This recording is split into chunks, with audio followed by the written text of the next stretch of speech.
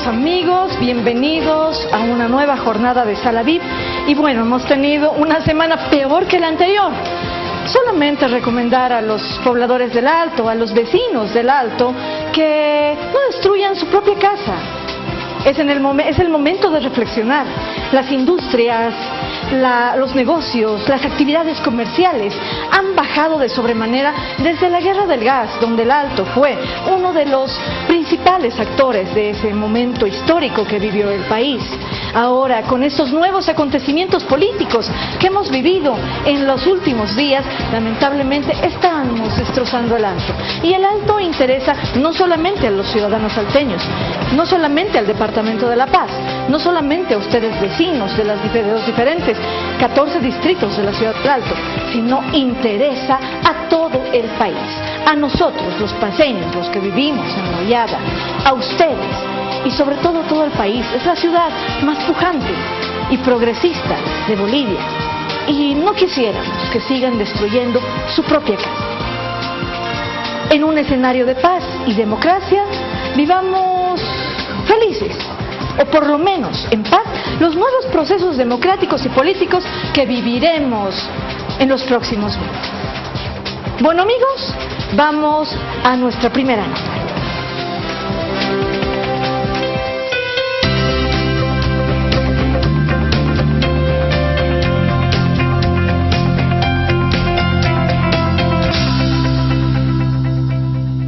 La doctora Yanine Áñez asumió la presidencia interina y transitoria del Estado boliviano el 12 de noviembre del 2019, posterior a la renuncia del expresidente Evo Morales, que marchó hacia México en calidad de asilado político. Bolivia vive una profunda crisis, con disturbios que han dejado al menos 23 fallecidos y más de 700 heridos, en varios enfrentamientos suscitados a partir de la jornada electoral del 20 de octubre, incrementándose la violencia a partir de la renuncia del expresidente Evo Morales. Tanto declaraciones en medios de comunicación como el último video presentado por el Ministerio de Gobierno han desatado elevados índices de violencia en Sacaba, Cochabamba, El Alto, La Paz. Violencia que se atribuye al terrorismo político y a hordas criminales incitadas por las 6 federaciones del trópico.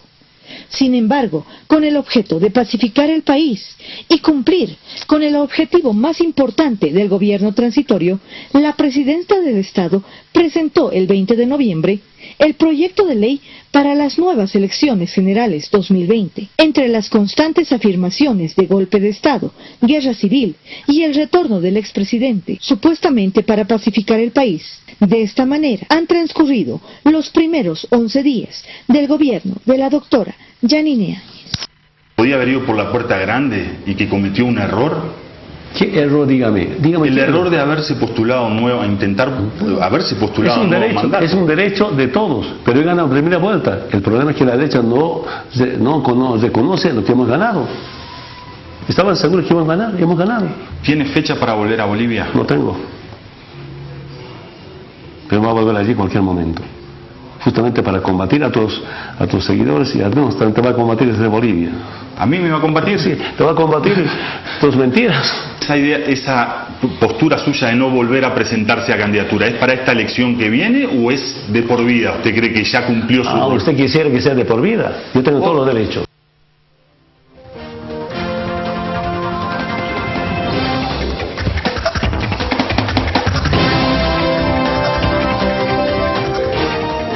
Queridos amigos, nuevamente sean bienvenidos.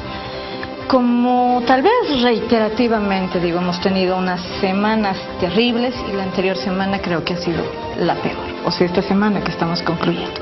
Tenemos en nuestra mesa de análisis a dos insignes personajes de lo que viene a ser el ámbito jurídico y político y el ámbito periodístico de nuestro país. Damos la bienvenida al doctor Carlos Bort, abogado constitucionalista, y al licenciado Antonio Vargas Ríos, expresidente de la APLP, para abordar un tema, o bueno, un par de temas de gran magnitud, como es los primeros 11 días del gobierno de la presidenta Yanine Áñez y lo que viene a ser el futuro de la coyuntura política en este momento, el futuro del país, y el rol de la prensa en estos momentos tan caóticos e históricos que estamos viviendo en el país. Vamos a darle paso al doctor Carlos Bosch, su opinión en base a estos temas tan álgidos que estamos viviendo. Gracias por la invitación al programa, a todo el equipo del programa y del canal. Un saludo cordial, Antonio, y a toda la audiencia nacional e internacional, que supongo, como todos nosotros, están siguiendo con preocupación los acontecimientos. A ver, los primeros 11 días del gobierno transitorio de la señora Yanine Áñez han transcurrido como resultaba previsible. Lo cierto es que el país, como suelen llamar en la Argentina, el país presenta una grieta bastante ancha y profunda en corrientes de opinión.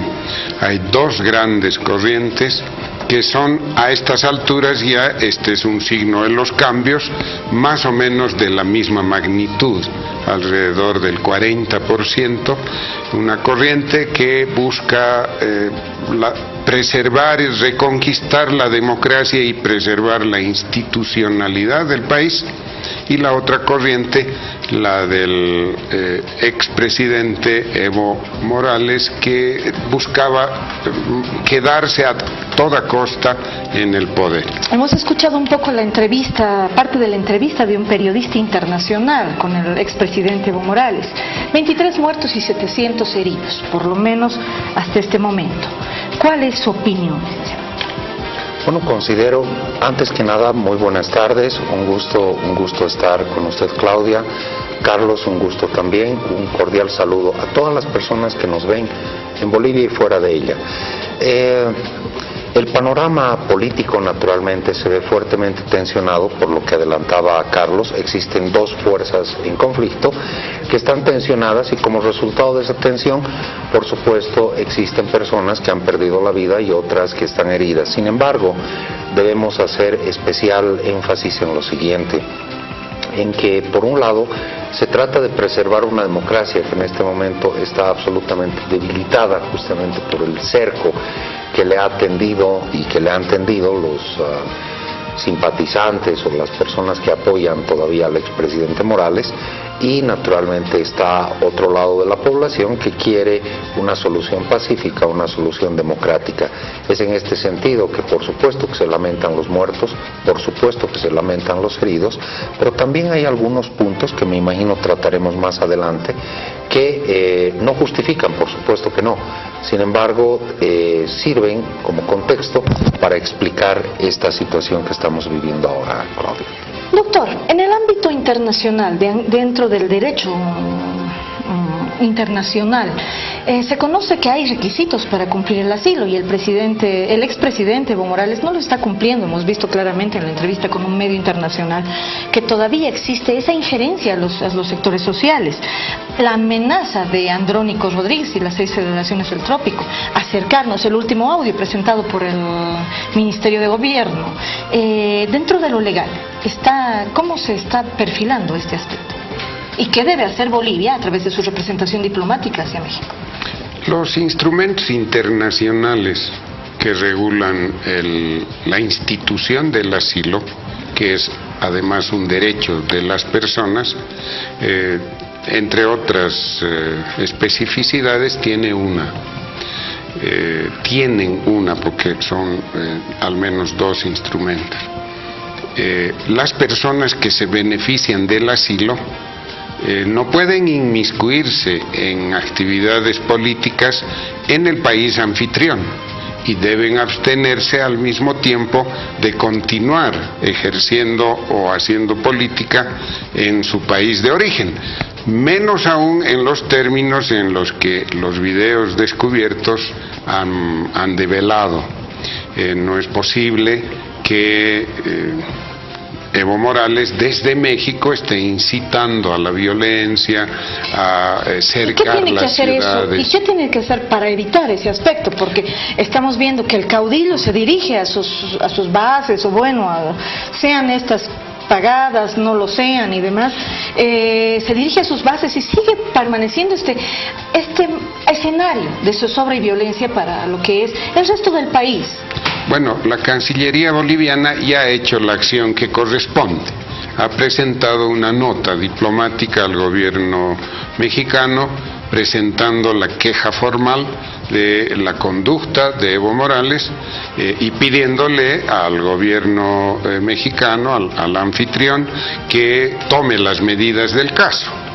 Y por otro lado, hoy se ha conocido, o el día de ayer, a más tardar, se ha conocido que el Ministerio Público ha abierto ya, le ha comunicado al juez cautelar la apertura de un proceso investigativo contra Evo Morales y otras personas por el delito de sedición y probablemente por terrorismo. O sea, ya se han hecho las dos acciones que corresponden. Yo creo que para evitar mayores tensiones hacia adelante, para impedir que la situación internacional se deteriore, lo recomendable es que el gobierno mexicano, que tiene una larga historia, una larga tradición de respeto del derecho al asilo, actúe, imparta instrucciones a don Evo Morales y su gran séquito que está en México para que bajen el nivel de su intervención en la política boliviana y de esta manera contribuir a lo que ya está sucediendo en el país, ¿no? Un proceso de pacificación, de tranquilización del ambiente y terminar de salir de esta crisis. Licenciado, hemos visto en anteriores días, a partir del nombramiento de la ministra Lizárraga en el ámbito de lo que es el Ministerio de Comunicación, lanzar un comunicado en relación de lo que estaba sucediendo con periodistas argentinos, que estaba sucediendo con periodistas internacionales, que estaban mostrando una realidad completamente adversa de lo que realmente está sucediendo en Bolivia, tal vez disminuyendo un poco a lo que viene a ser el ejercicio periodístico de lo que es el ámbito periodístico de la prensa nacional. Hemos visto figuras internacionales como Fernando de la Rincón, otras figuras internacionales que están en México entrevistando al expresidente Evo Morales y demás.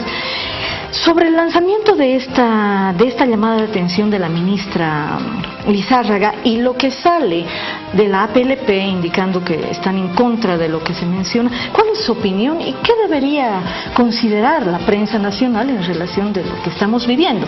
Ya que como periodista, le digo, y como tal vez la cabeza de Salaviv, de nuestro programa, ha sido difícil la relación de la cobertura, no hay garantías para la prensa en este momento, y creo que nunca ha habido garantías en realidad. Hay que establecer una precisión que me parece muy importante. El problema que tuvieron los periodistas argentinos no fue con el gobierno boliviano, fue con la ciudadanía. Es la ciudadanía que al ver que la cobertura que estaban haciendo estaba absolutamente sesgada, naturalmente interpelan a estos periodistas. Por lo tanto, no pudiéramos hablar de una vulneración a la libertad de expresión de la prensa, sobre todo de la prensa argentina. La prensa argentina está en un triste papel en el cual se encuentra terriblemente politizada hacia el gobierno que es partidario de Cristina Fernández de Kirchner, y naturalmente lo que está mostrando a gran parte de la Argentina es una realidad que no es tal.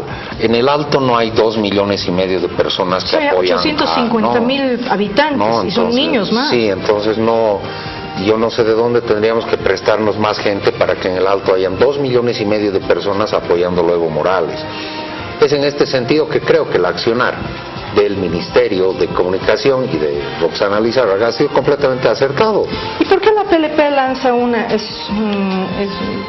puesto que la APLP ya no tiene la vigencia o por lo menos el reconocimiento de la mayoría de los periodistas, por lo menos de La Paz? Debemos decir algo con absoluta claridad y naturalmente pudiera salir un poco de roncha en algunas personas. Hace muchísimo tiempo que las instituciones de la prensa han sido cooptadas por el poder político y en su momento han sido infiltradas por gente del movimiento al socialismo. Es en este sentido que las principales organizaciones de prensa, donde está la Asociación de Periodistas de La Paz, ha guardado un silencio cómplice respecto de grandes atropellos que han sufrido los periodistas, la libertad de expresión y la libertad de prensa específicamente. Por lo tanto, el comunicado que saca la APLP, imagino que va en ese tono.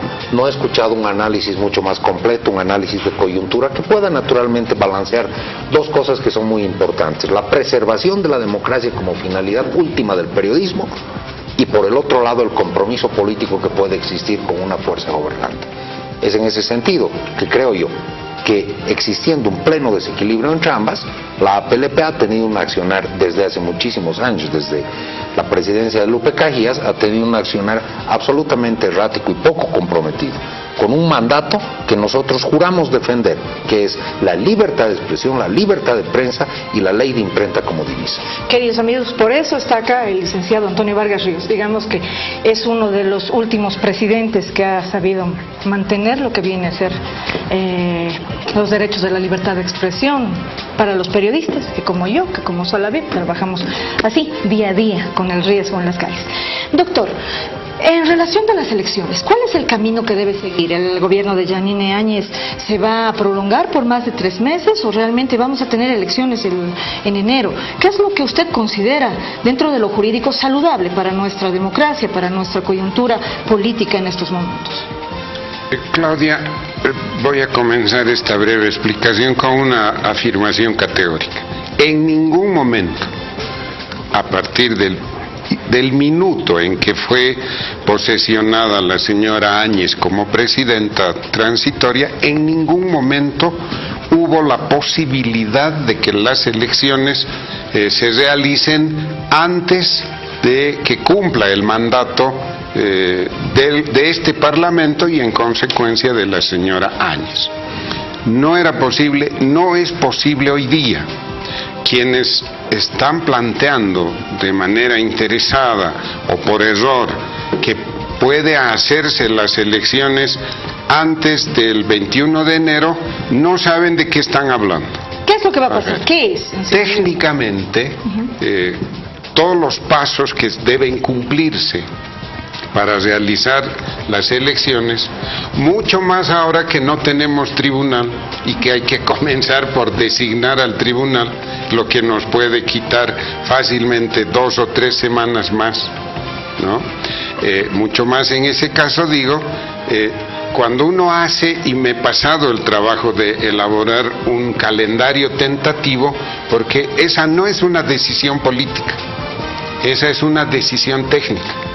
Entonces, he hecho un calendario tentativo muy grueso, las partes más importantes, y no es posible, afirmo categóricamente y puedo demostrar, no es posible hacer la elección antes del 22 o 29 de marzo.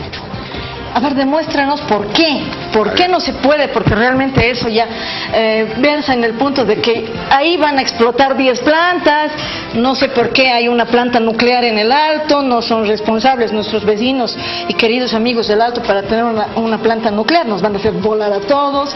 Entonces, 22 de marzo me parece un plazo un poquito largo. Voy a mencionar solo unas 4 áreas de actividades que sin esas, o haciéndolas mal, nos puede conducir a un clima de conflicto peor al que estamos viviendo.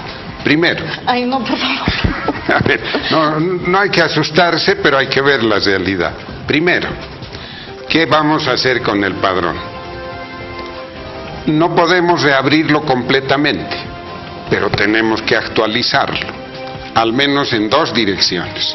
Hay un pequeño bolsón de personas, de jóvenes, que van a cumplir 18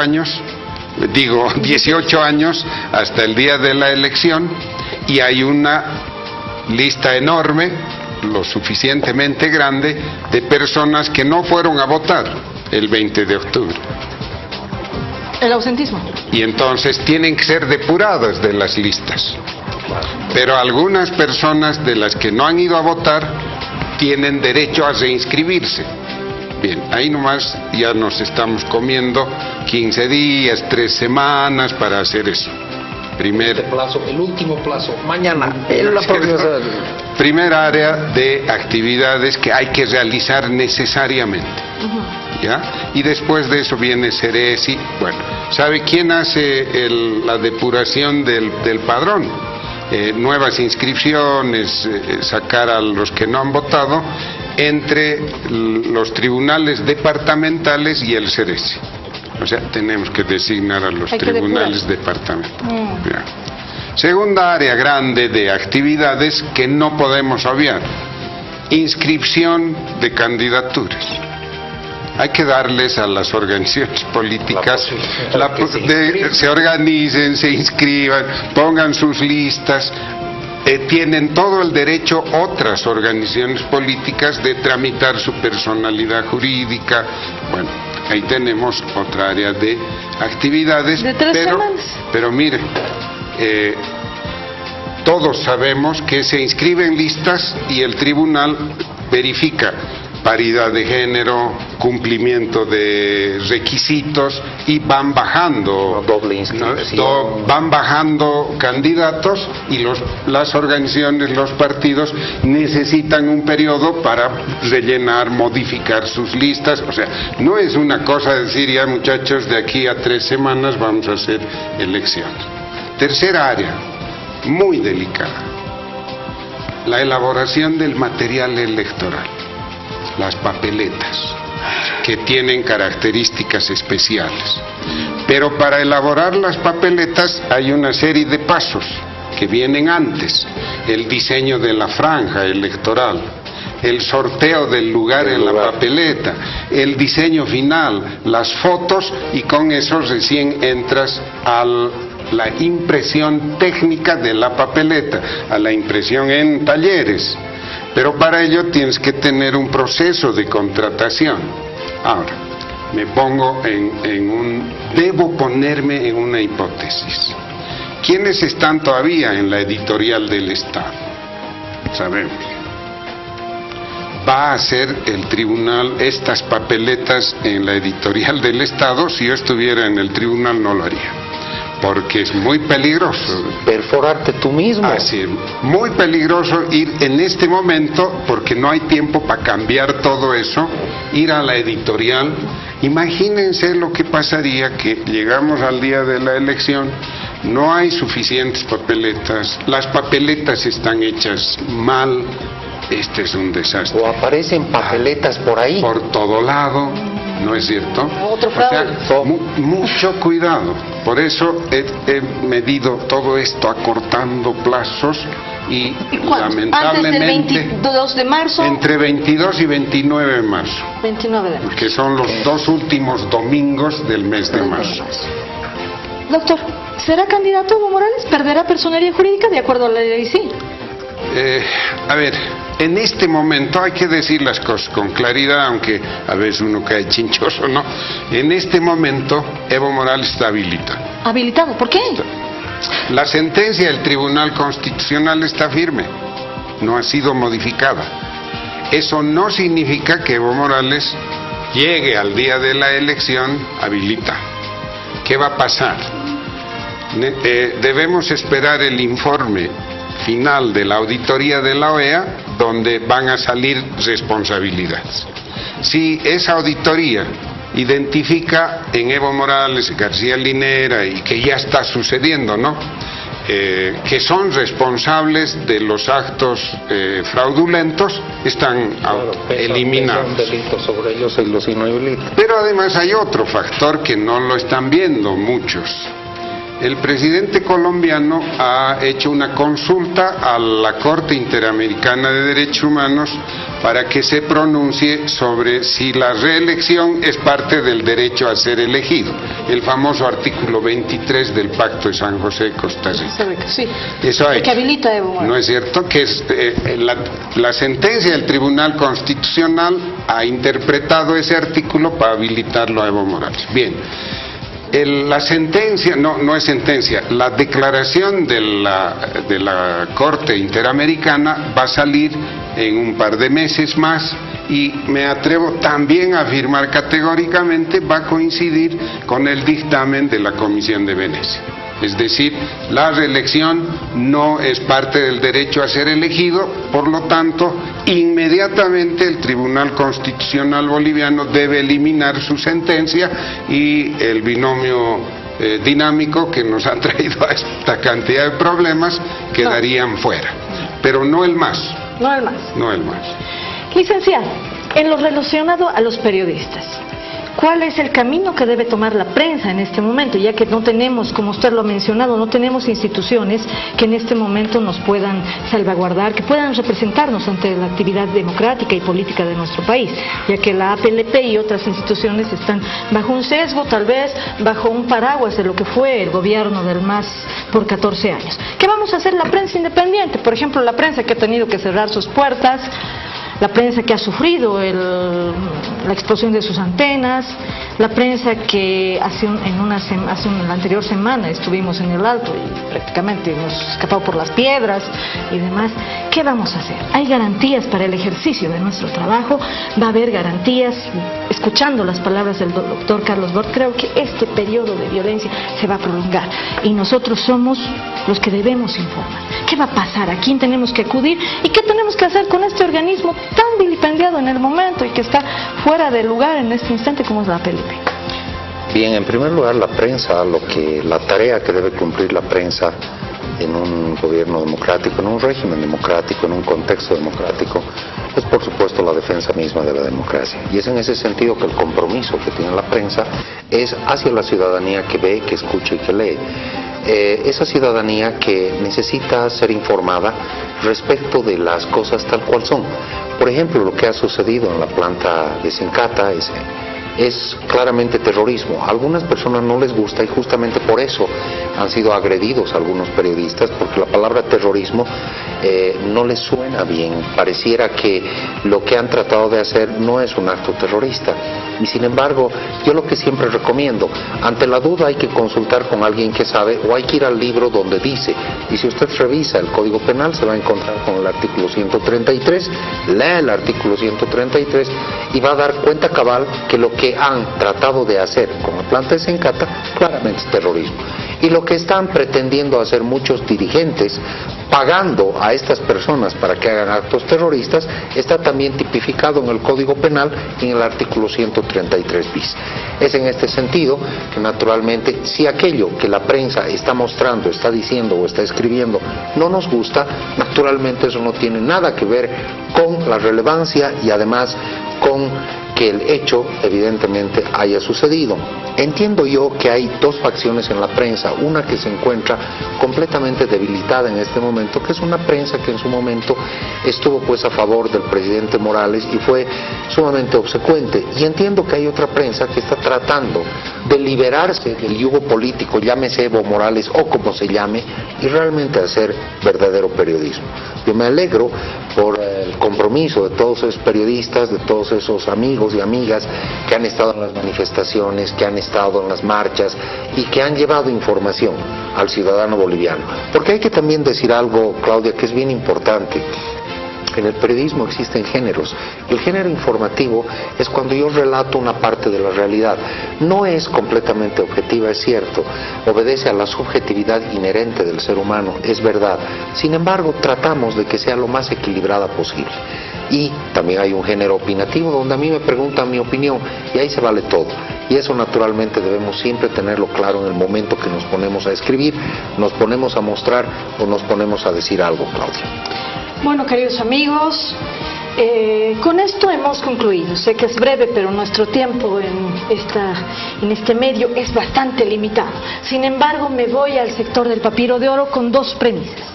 Las elecciones, de acuerdo a un insigne técnico de lo que viene a ser lo jurídico y lo que viene a ser las elecciones, un político de varios años, un abogado constitucionalista como el doctor Carlos Bort, se van a realizar del 22 al 29 de marzo.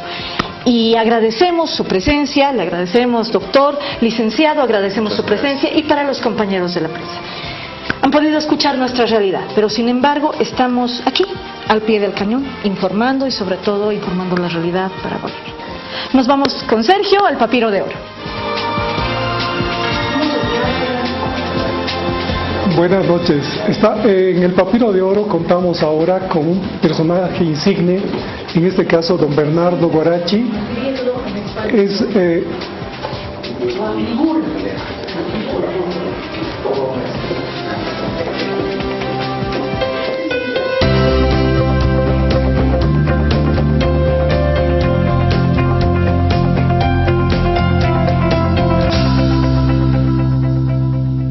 Bernardo Guarachi nació el 14 de enero de 1953 en Patacamaya, Bolivia. Montañista que ha conquistado el Monte Everest para nuestro país en 1998. Es uno de los pocos deportistas del mundo que ha conquistado las cimas más importantes del planeta, entre ellas el Illimani, con más de 100 ascensos, el Sajama, con más de 40 ascensos, el Choullo, el 2011, el Monte Elbrus, el 23 de junio del 2016, el Monte Cantares, el 8 de julio del 2010, el Aconcagua en 1985, el Kilimanjaro el 2015 y su última proeza se realizará el 4 de diciembre del 2019, donde el montañista boliviano Bernardo Guarachi conquistará la Antártida y con esta última hazaña conquistará las 7 cimas más importantes del mundo. Por ello y por sus grandes proezas, Bernardo Guarachi es Papiro de Oro, ciudadano notable.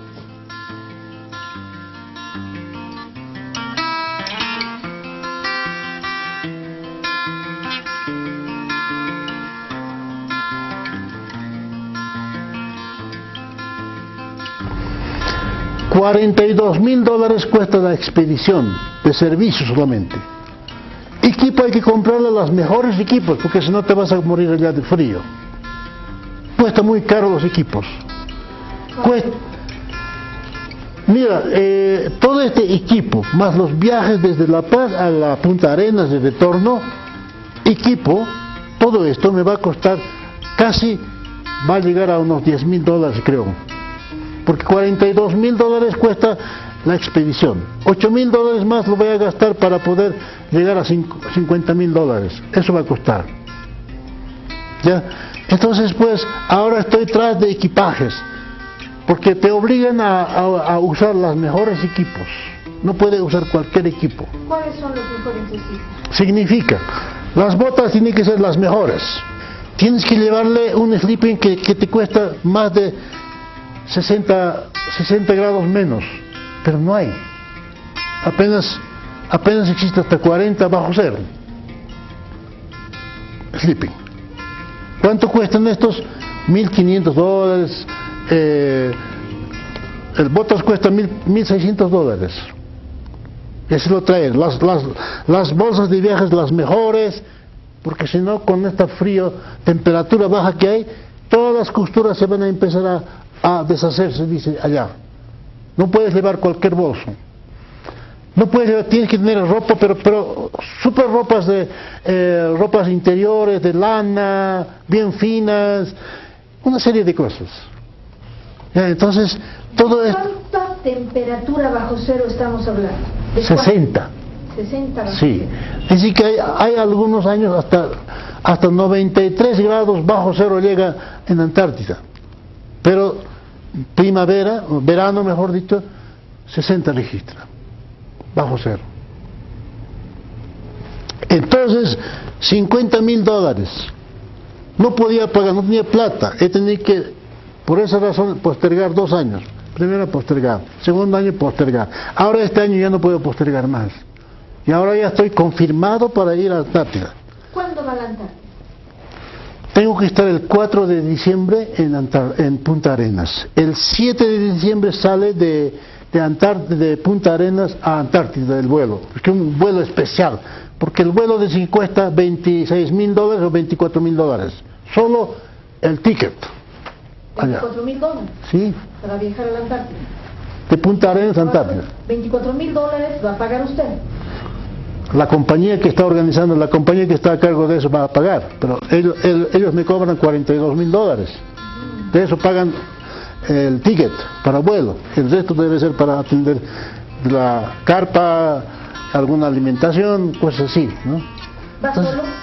De aquí sí, porque ¿quién más puede ir cuando cuesta tanto dinero? No podemos.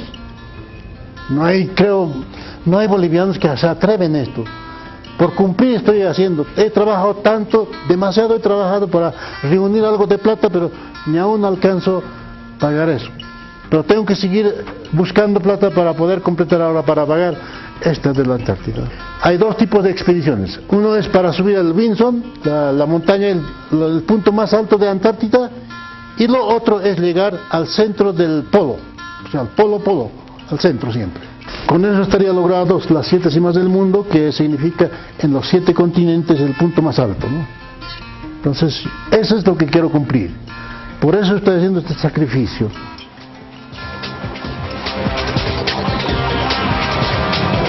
Ahora sí.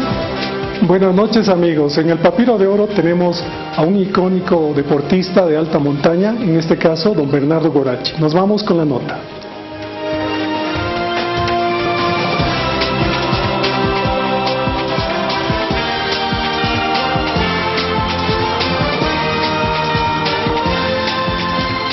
Queridos amigos, estamos de vuelta con Salavip y tenemos como invitado especial a Ramsés, el cosmobiólogo que ha dado las últimas y más interesantes predicciones sobre lo que estamos viviendo en política en estos momentos.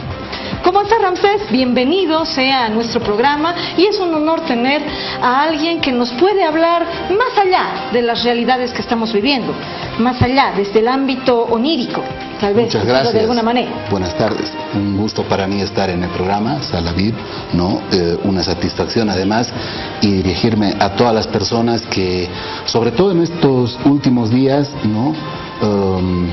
Me buscan para saber cómo fue posible hace un año y algo más mencionar que este iba a ser el último mandato del expresidente Evo Morales, que además se iría fuera del país, que una mujer sucedería en el poder y un sinnúmero de otras cosas, ¿no? Yo recuerdo muy bien de las predicciones que hice el año 2010, por entonces el expresidente Hugo Chávez, sano, en un medio radial y en medios televisivos de acá, yo daba cuenta de que penosamente América Latina iba a soportar el deceso de un presidente en ejercicio. Y cuando Pablo Llano me pregunta quién era ese presidente, si podíamos mencionar, achicar el rango de probabilidades, le digo que va a ser Hugo Chávez, ¿no?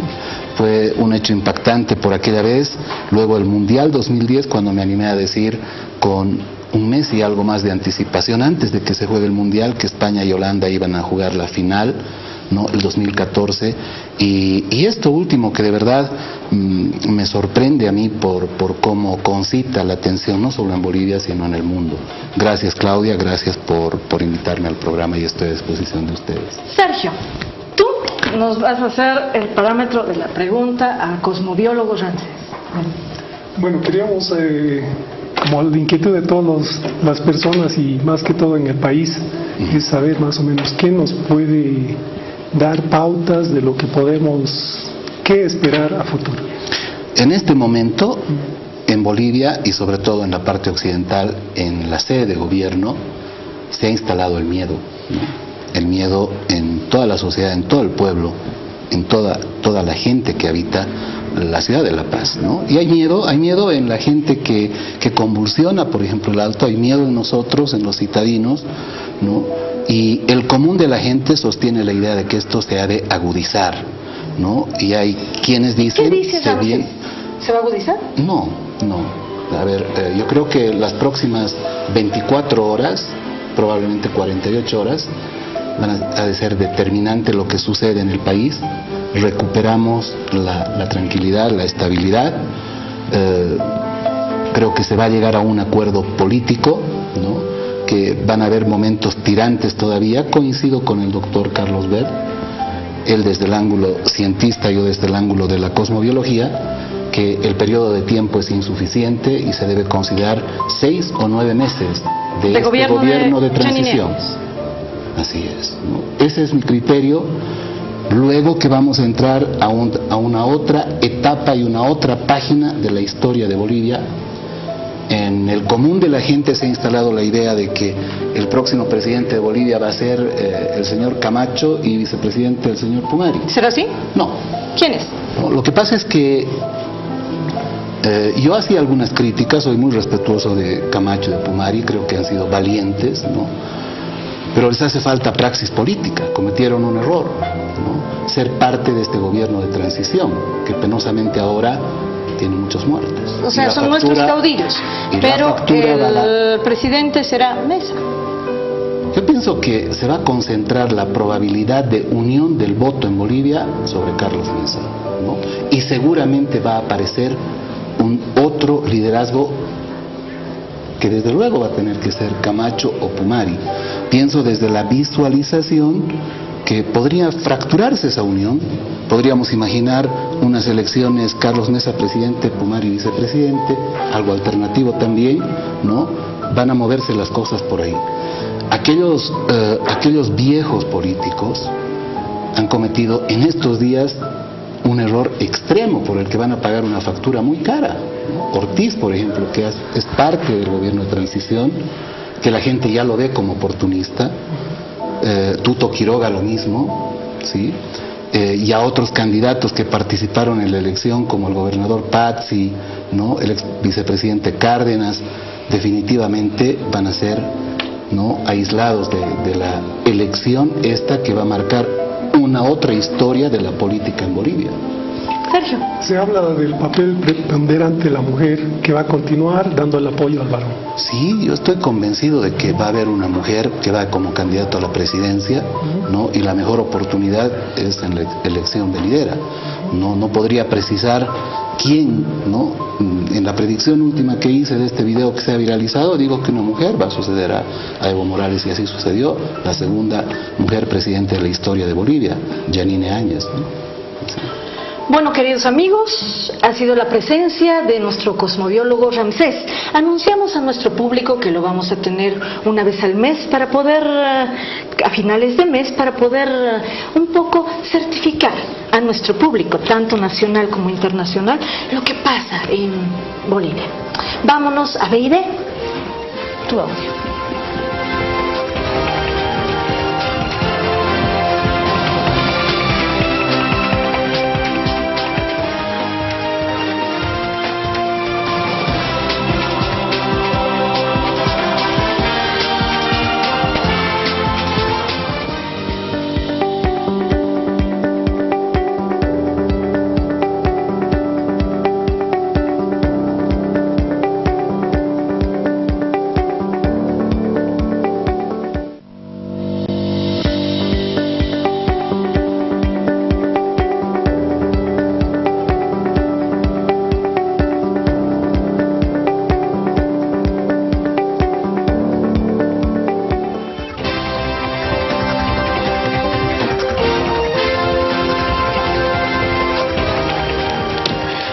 Bueno, con un poco de retraso, pero estamos para abordar un tema de manera breve porque el tiempo nos apremia.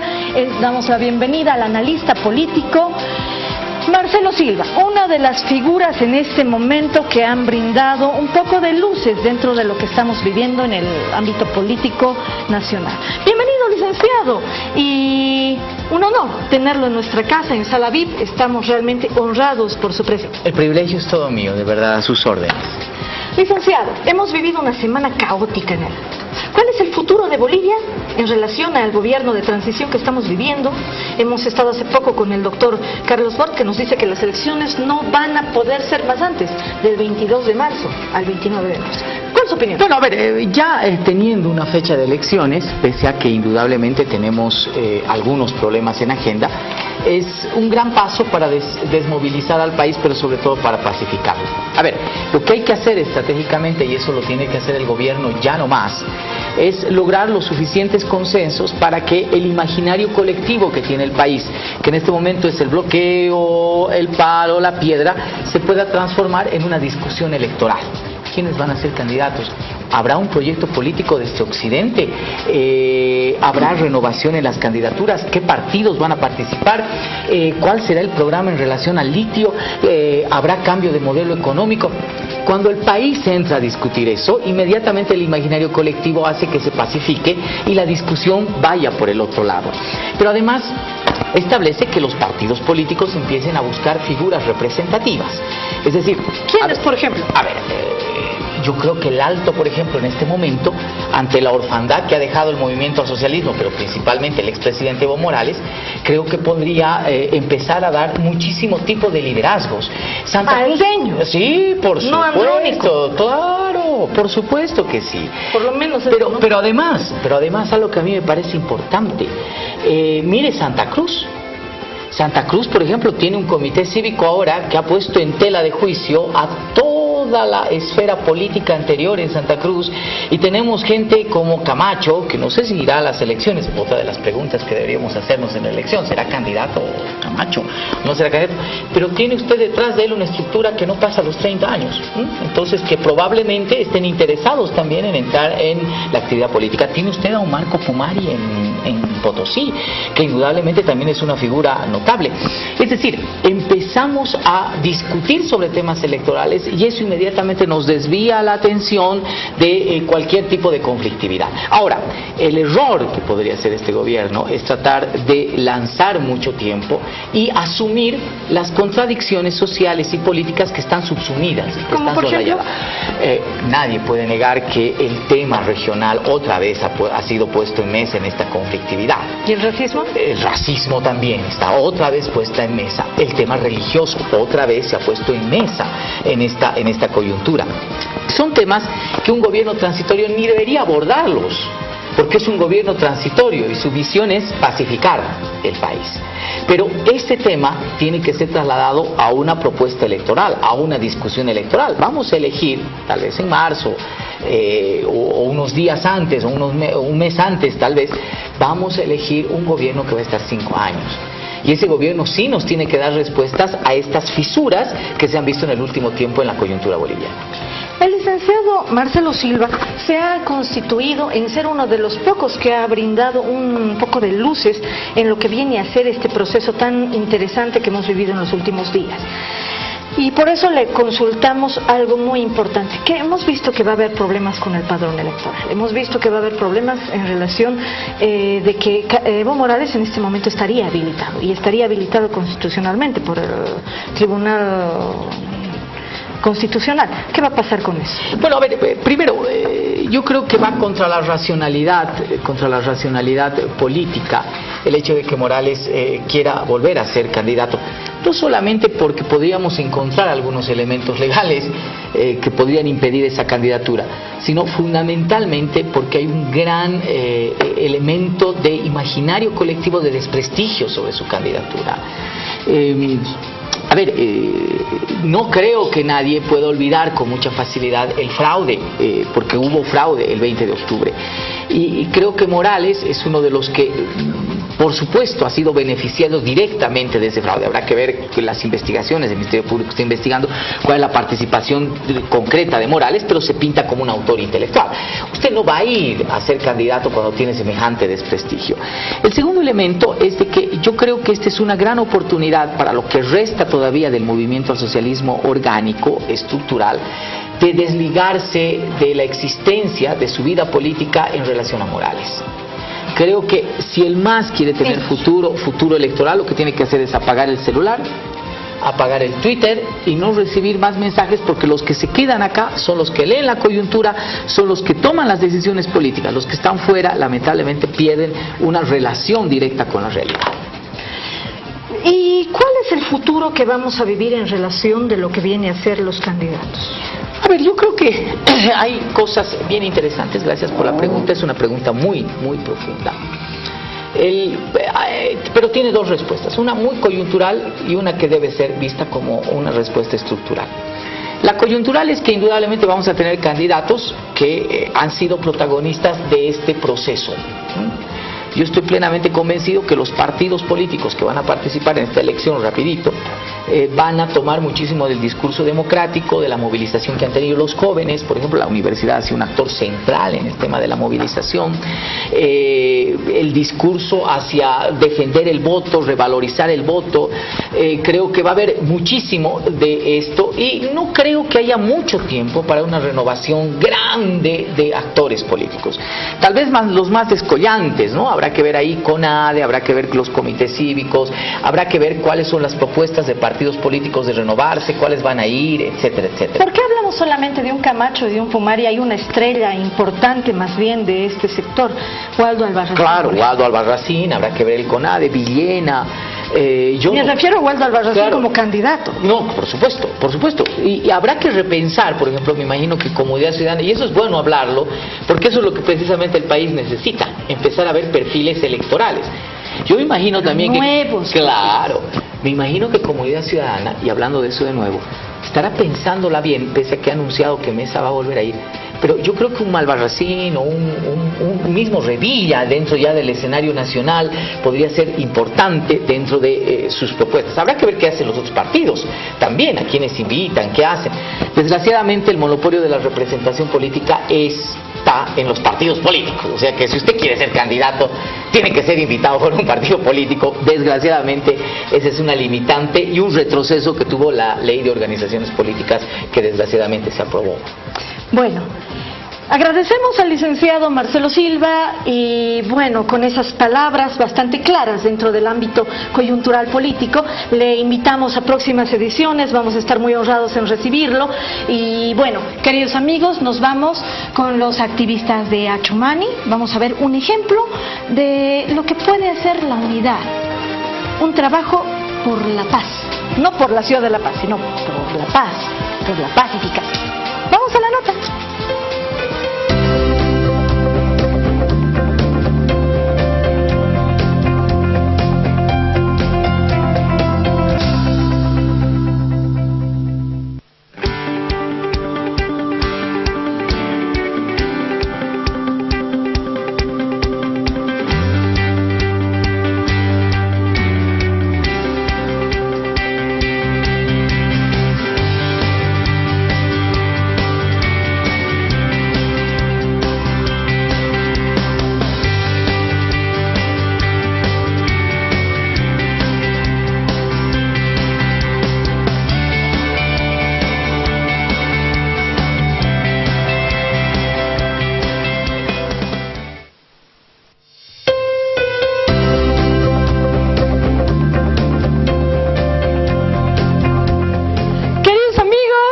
Nuevamente estamos de regreso con Salaví y estamos acá con Mónica Choque y Gabriel Sánchez, que son vecinos de Achumani, activistas jóvenes. Los vamos a ver con algo muy interesante que ha vivido la zona de Achumani, el barrio de Achumani, el fin de semana pasado, bueno, el lunes más propiamente dicho. Este es un ejemplo de pacificación. Cuéntanos, por favor, qué ha hecho Achumani para poder reconstruir su EPI, pintar su EPI, mejorar, pacificar el país, ser nuevamente la Bolivia, el país, la ciudad pujante que somos. Muchas gracias. Bueno, lo que hicimos fue que nos movió el miedo, nos movió el terror, y eso hay que reconocerlo, porque somos seres humanos y el primer paso para pacificar el país es abajo las armas. Reconocemos que somos seres humanos, que tenemos un ego extremadamente alto, y vamos a callar esas voces. Nos hemos juntado con las personas de nuestros barrios aledaños, hemos empezado a hacer vigilias conjuntas, y a partir de eso ha surgido la idea de empezar a unificar comunidades que son periurbanas. Estamos hablando de Guayani, Chijipata, más arriba Pantini, está Humapalca, Queyumani, Campo Verde, Antajagua, Alto Rosales, hay tantas comunidades. Entonces hemos empezado a hacer vigilias conjuntas, y a partir de eso hemos decidido iniciar este proceso de pacificación. ¿Cómo ha sido reunirse entre los vecinos para poder realizar esta actividad tan bonita que hemos podido evidenciar? Han pintado, han desbloqueado, han aseado su barrio. Y en realidad esto comenzó la noche que estábamos de miedo todos los vecinos, todos somos iguales. Entonces lo que hicimos era primero unir a nuestro barrio. Yo soy de la parte de Chijipata, saludos a todos los de Chijipata. Hola Chijipata. Entonces en la zona tenemos comunarios, vecinos comunarios, transportistas, tenemos psicólogos, médicos, y teníamos que sí o sí unirnos. Primero para tranquilizar, defendernos, y por qué no unirnos con nuestros vecinos, ¿no? Las demás zonas. Entonces estuvimos con Querimani, Guayani, Campo Verde, Lomas de Chumani. Entonces nos unimos todo a Chumani. Ahora estamos uniéndonos y queremos unirnos a Irpavi, a Uquizamaña, en realidad a todas las zonas de La Paz, y es esa la invitación para todos, por favor, que se unan a esta pacificación, sin color político, sin clase social, sin color de piel. Bueno, para despedirnos, un llamado a tus vecinos. Gracias. Lo que queremos hacer precisamente es invitar a todas las personas que quieran ser parte de este proceso de pacificación, que quieran dejar de lado, de poner las armas. Entendemos que somos seres humanos y que todos pensamos distinto. Aquí estamos viendo un proceso de sanación a través del amor, a través de la paz. Sean invitados, vamos a llegar a sus zonas y participen todos. Bueno, queridos amigos, con esto nos despedimos. Un llamado a la ciudadanía del Alto. No destruyan su casa. Es como si en este momento yo botara mi micrófono o rasgara mi vestido. Es de ustedes van a pagarlo con sus impuestos. La pasarela no la voy a usar yo, la van a usar ustedes. Queridos amigos, otro anuncio muy importante. Los albergues de mascotas, el asilo San Ramón, están necesitando de su ayuda por la escasez. Queridos amigos, ha sido un honor. Estamos muy felices de que haya personas como los vecinos de Achumani y todas las zonas que he mencionado. Chao amigos, hasta el próximo sábado.